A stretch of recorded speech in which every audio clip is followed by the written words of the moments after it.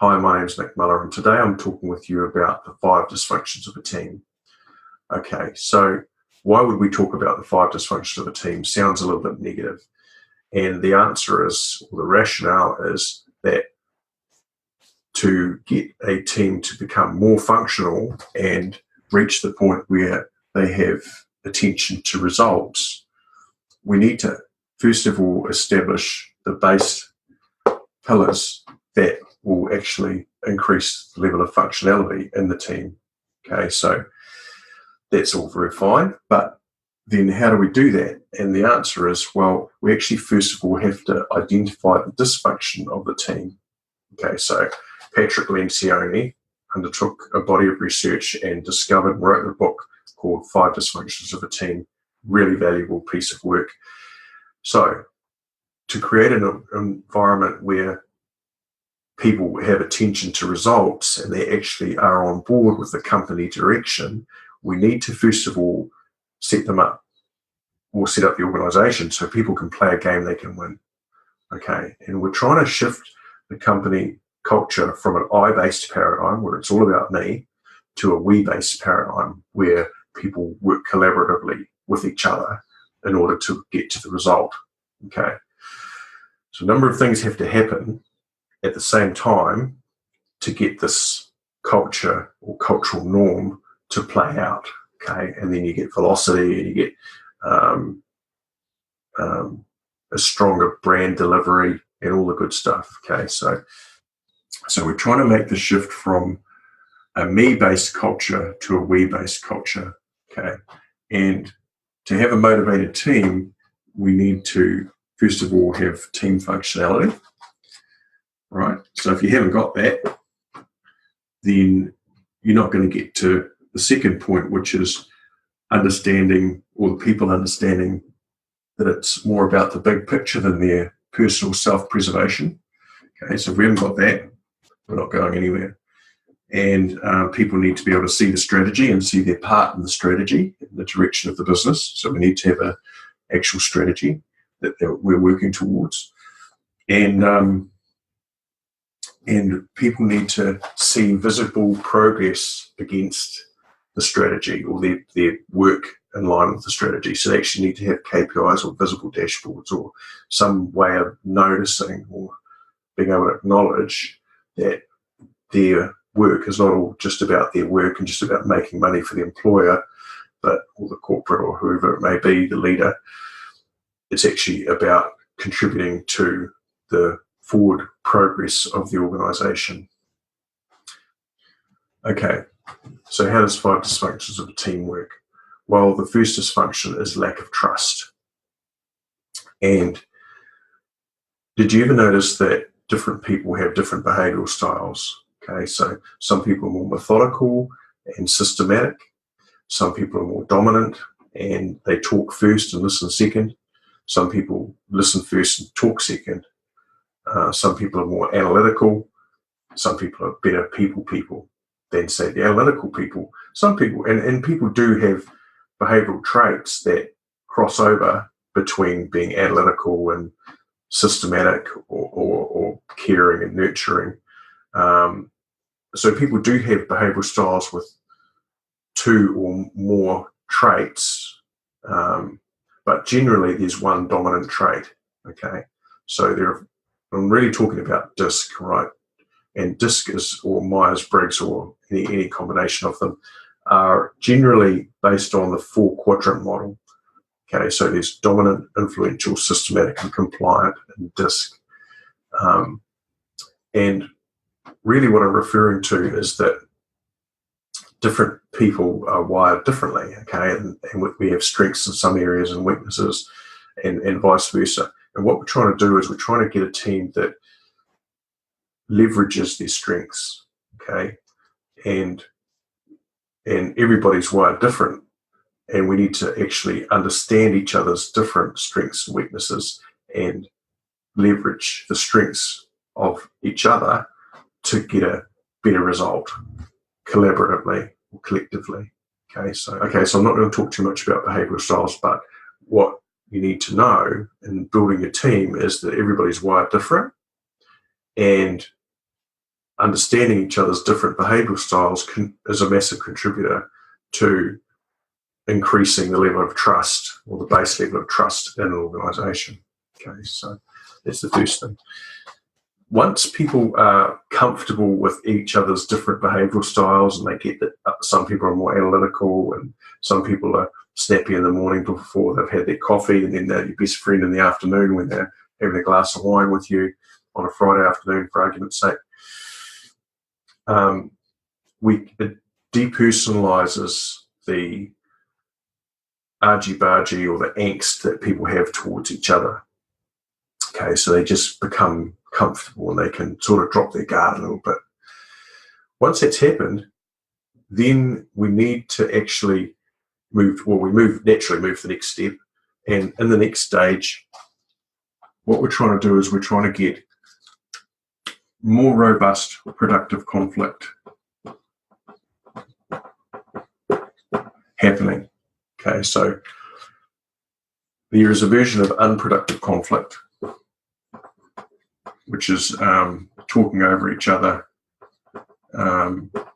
disregarding people's point of view, dominating the conversation, all those kind of things. And also passive withholding, the passive conscientious objectors, they're actually contributing to unproductive conflict. Okay, so by withholding and freezing people out and brick-walling people, that is also part of unproductive conflict. So what that does is it means that the more dominant people feel like they have to dominate the conversation even further to be heard. Okay, so either way we lose, right? So we're trying to get out of this unproductive conflict situation into a more productive scenario. And to do that, we actually need to mine for conflict. Okay, so the impetus is soft on people, hard on ideas. Okay, soft on people, hard on ideas. And when we mine for conflict from the conscientious objectors or even the more dominant extroverted personality types, we actually need to slow them down. And quite often I say the word slow down, tiger. Let's hear what you really have to say. What's actually underneath that? Okay, so the dominant people, we need to get them to share their point of view, not dominate and tell and force their way around the show. We need to actually get them to share their perspective. Okay, and the more quiet types, we need to actually get them to bring forward and put it on the table. They can't just withhold, because if they withhold and we make a decision without them, they're going to whack the handbrake on and slow down progress. Okay, so productive conflict is about people knowing they have a voice, that their say is valuable, and they're going to be acknowledged for their contribution, even if we have to go in a different direction. Doesn't matter. So it's agree, disagree, and commit. Okay. Once you've got trust and conflict working, then what happens is commitment comes along for the ride. So lack of commitment is a team dysfunction. Okay, so we need to get past lack of commitment. So we force closure. That's how we get past lack of commitment. So in essence, basically, we've heard what you have to say. You don't necessarily agree with all of it. We do agree with some of it, but in essence, the bus needs to move forward. The business needs to move forward. We're headed to our direction that we're going to. It's a future-based paradigm or a future-based place that we're going to get to in the next 5 years, for argument's sake. And are you on the bus or not? Because we really need to know. So we need to actually get commitment in order to get to the next stage where we get accountability. So avoidance of accountability won't. So accountability won't happen if people aren't committed. And I just want to talk about commitment for a second, because people have this idea that commitment means I have to comply with everything that you tell me. And that's not right. So commitment is I'm committed, right? I'm committed to the journey, okay? I'm on the bus to where we're going in the next 5 years. We've done some planning. We know what the idea is in terms of the direction, we know what we're trying to accomplish, and I'm committed. Now, the thing about commitment is you're committed in principle, okay? Which means that sometimes you're going to fail, right? With commitment in relationships, people fail sometimes. They fail to meet their commitment, something goes wrong, But what it means is that it's really about the direction they're facing, okay? They're coming with you on the ride. It doesn't mean, well, I've met my commitments, so I've ticked all the boxes, and what more do you want? Because essentially what that is people painting themselves in a corner. That's not committed. Well, that's not committed to the direction of the business. That's just committed to themselves and self-preservation. Okay, so that's playing a me game. It's not playing a we game. We're getting people on the bus to work with us to get to where we want to go. We're going to measure them and hold them accountable along the way. But failure was also part of that. They're not always going to succeed, and we're always not always going to succeed as a leader. But if we're committed in principle, we're working together to get to where we want to go. And that's the difference between, or that's really what commitment means. It doesn't mean I'm going to tick all the boxes and do what you tell me to, because that's just being complicit or being compliant. And if I'm just being compliant, then I can also disregard the direction of the business. That's not right. That's the level of commitment we need to get from people, team members. And team members sense this in other team members. Okay, so if one team member's not committed, but three are, and three are playing a we game and one's not, they're going to pick that up. Okay, they're going to get frustrated with that person, and they're going to get frustrated with the leadership for not calling it out and dealing with it. Okay, all right, so accountability. We want to get away from avoidance of accountability.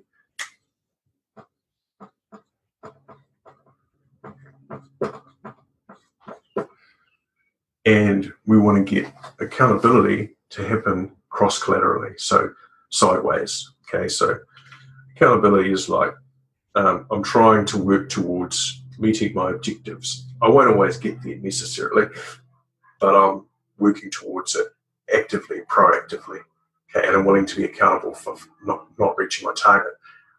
Now, you get accountability when it's safe. Okay, so if you haven't got trust and the boss is breathing down their neck, the leader's pushing too hard in terms of results, not actions, we're going to create mistrust, and this whole thing is going to disappear.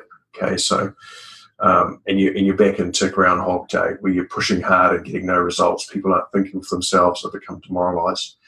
So to create an upward spiral where people are playing a game they can win, and they enjoy being in the organisation, working with you, the leadership, and working with each other.